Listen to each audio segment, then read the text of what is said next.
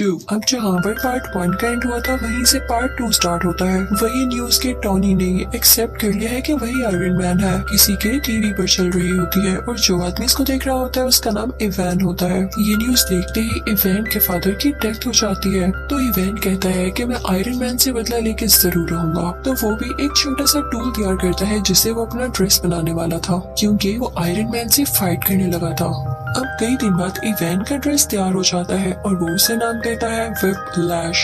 उसमें ये पावर थी कि वो किसी भी मेटल को काट सकता था। फिर तभी उसके पास कुछ लोग आते हैं, वो टोनी से कहते हैं कि आपसे कुछ लोग कुछ बातें पूछना चाहते हैं। वो सब लोग ये चाहते हैं कि आप सुबह कोर्ट में आए, वो आपके ड्रेस के बारे में आपसे कुछ इन्वेस्टिगेशन करेंगे। जब टोनी कोर्ट जाता है तो उसे पता चलता है कि वहाँ पर तो आर्मी है। कोर्ट के सेनेटर उसे कह रहे होते हैं कि सूट तो तुमने काफी अच्छा बनाया है।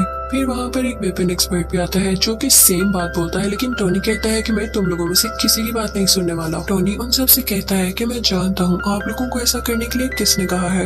इनफैक्ट वो आदमी इसलिए चाहता है कि आप लोग मेरा ड्रेस ले लें क्योंकि वो खुद ऐसा ड्रेस नहीं बना पा रहा। उसने मेरी कॉपी करके कई ज्यादा ड्रेसेस बनाए हैं, लेकिन वो उस काम के नहीं जो कि मेरा ड्रेस है। तो आप लोग उसकी बातों में क्यों आ रहे हैं, मैं आपको प्रूफ्स भी दिखाता हूँ। और टोनी फिर उनको प्रूफ्स भी दिखाने लगता है कि वाकई वो आदमी कैसा है। वो कहता है कि इतना बड़ा वेपन मेकर मेरी ड्रेस को कंट्रोल ही नहीं कर पा रहा, तो आप लोग कैसे कर पाएंगे। इसे सिर्फ मैं चला सकता हूँ और मैं जानता हूँ ये किसी को नुकसान नहीं देगा। सबको उसकी बात अच्छी लगती है और फिर वो वहाँ से चला जाता है। दूसरी तरफ हम देखते हैं कि इवैन अपना व्हिप्लैश ड्रेस कंप्लीट कर चुका होता है और अब वो चाहता था कि वो डायरेक्ट जाकर आयरन मैन से लड़ाई करे। दूसरी तरफ टोनी भी अपने ड्रेस को चेक कर रहा होता है। उसके ड्रेस में एक ऐसा कोर होता है जो कि सबसे ज्यादा यूजफुल था, लेकिन यूजफुल होने के साथ साथ वो काफी खतरनाक भी था। उसकी वजह से टोनी की बॉडी में काफी पॉइजन फैल रहा था। उसी दौरान टोनी इस सोच में भी पड़ जाता है कि अगर मुझे कुछ हो गया तो कंपनी का क्या होगा।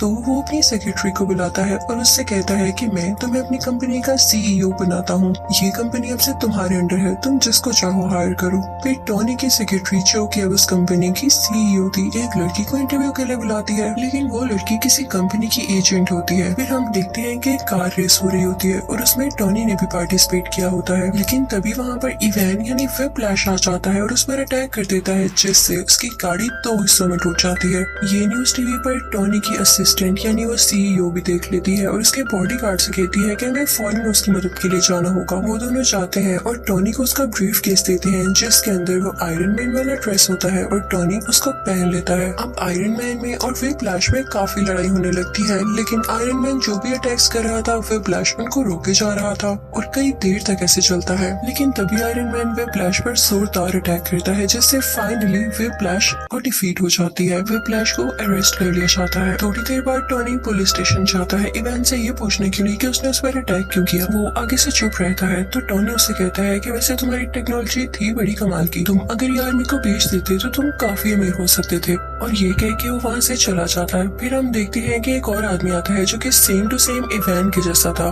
इवन उसका यूनिफॉर्म भी। वो दरअसल जेल में इसलिए भेजा गया था ताकि उसको मरवाकर लोगों को ये शो किया जा सके कि इवैन मर चुका है। और एक आदमी जो कि बहुत बड़ा गैंगस्टर था असली इवैन को रेस्क्यू कर लेता है, वहाँ से निकलवा लेता है।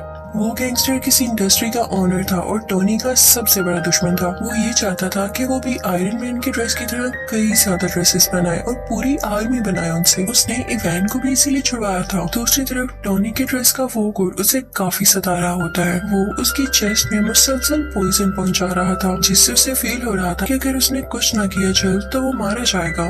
लेकिन इस बात की फिक्र ना करते हुए वो अपनी बर्थडे पार्टी रखता है और उसमें डांस कर रहा होता है कि तभी उसका वो ब्लैक फ्रेंड टोनी उसकी बात नहीं सुनता, तो वो भी टोनी का पुराना ड्रेस पहन कर आ जाता है और उन दोनों में अब काफी ज्यादा फाइट होती है। दोनों ने ही आयरन के ड्रेसेस पहने रखे थे और दोनों चाहते थे कि किसी न किसी तरह एक दूसरे को हरा दें ताकि वो पहला जीत जाए।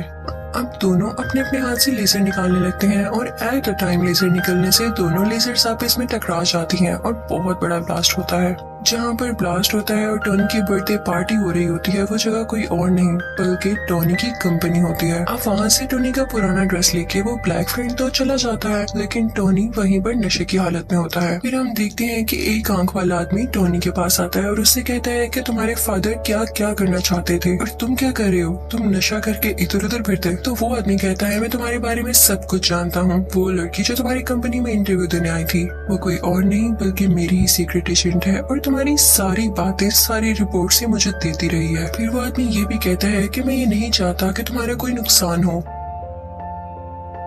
मैं चाहता हूँ कि तुम और ज्यादा अच्छा एक ड्रेस बनाओ जिससे पूरी दुनिया को फायदा हासिल हो, और मेरे पास तुम्हारे फादर की कुछ चीजें भी हैं, चाहो तो उन्हें मेरे से ले सकते हो। टोनी उस एक आंख वाले आदमी के पास से वो सारी चीजें ले आता है, तो उसे पता चलता है कि उसके फादर जो सिटी बनाना चाहते थे वो उस टूल की मदद से बनाई जा सकती है। वो उस पर पूरी तरह से रिसर्च करने लगता है। वहाँ पर उसको कोड का पूरा डिजाइन भी नजर आ जाता है।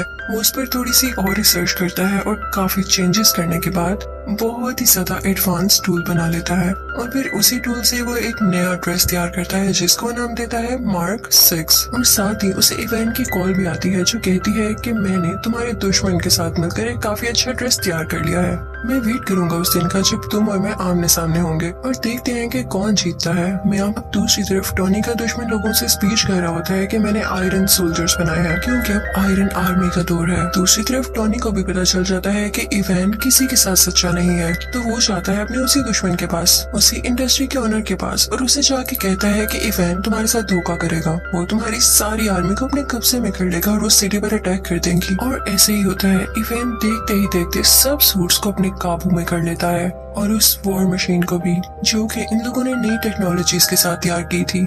वही ड्रेस जो कि टोनी का पुराना ड्रेस था। टोनी उस इंडस्ट्री के ओनर से कहता है कि मैंने कहा था ना, जाओ अब अपने सोल्जर्स को कंट्रोल करो, लेकिन अब बहुत देर हो चुकी थी। तो वो सीक्रेट एजेंट वहाँ पर पहुँचती है जहाँ पर इवेंट इन सारे आयरन सोल्जर्स को कंट्रोल कर रहा होता है, लेकिन वो सारे के सारे अपना कंट्रोल खो चुके थे। तभी वहाँ पर आता है टोनी जो कि अब आयरन मैन बन चुका था। वो आते ही अपनी पावर्स का यूज करता है और सारे आयरन सोल्जर्स को मार गिराता है, लेकिन तभी उसके सामने आ जाता है व्हिप्लैश जो कि ज्यादा स्ट्रॉन्ग हो गया आया था अपने उसी ड्रेस में। टोनी यानी आयरन मैन उस पर अटैक करने लगता है, लेकिन अब उस पर कुछ असर नहीं हो रहा था क्योंकि व्हिप्लैश अब काफी स्ट्रॉन्ग हो चुका था और अब वो जानता था कि आयरन मैन का मुकाबला कैसे करना है। तभी टोनी को याद आता है कि जब उसकी और उसके ब्लैक फ्रेंड की लेजर आपस में टकराई थी तो बहुत बड़ा ब्लास्ट हुआ था। वो अपने उस फ्रेंड से कहता है कि हम वो एक्सपेरिमेंट दोबारा से करते हैं। अब वो दोनों ऐसे ही करते हैं और वहाँ पे काफी बड़ा ब्लास्ट होता है।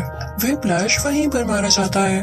अब अगले सीन में हम देखते हैं कि टोनी के पास वही एक आंख वाला आदमी आता है और उससे कहता है कि मैं तुम्हें गुड न्यूज दूं, तुम्हारा जो आयरन मैन वाला ड्रेस है उसको एवेंजर्स ने अप्रूव कर लिया है, यानी अब वो एवेंजर्स टीम में यूज होगा। लेकिन आई एम सॉरी, तुम उसके लिए सिलेक्ट नहीं हुए, तुम्हें सिर्फ पीछे से काम करना होगा। तो टोनी कहता है कोई मसला नहीं, आई एम एक्सेप्टिंग, लेकिन मुझे इस बात का क्रेडिट चाहिए। फिर अगले सीन में हम देखते हैं कि कोर्ट के सेनेटर टोनी यानी आयरन मैन को और उसके ब्लैक फ्रेंड को मेडल देते हैं और उनसे कहते हैं कि थैंक यू, आपने पूरी दुनिया को बचा लिया। और इसी के साथ आयरन मैन पार्ट 2 यही खत्म हो जाता है।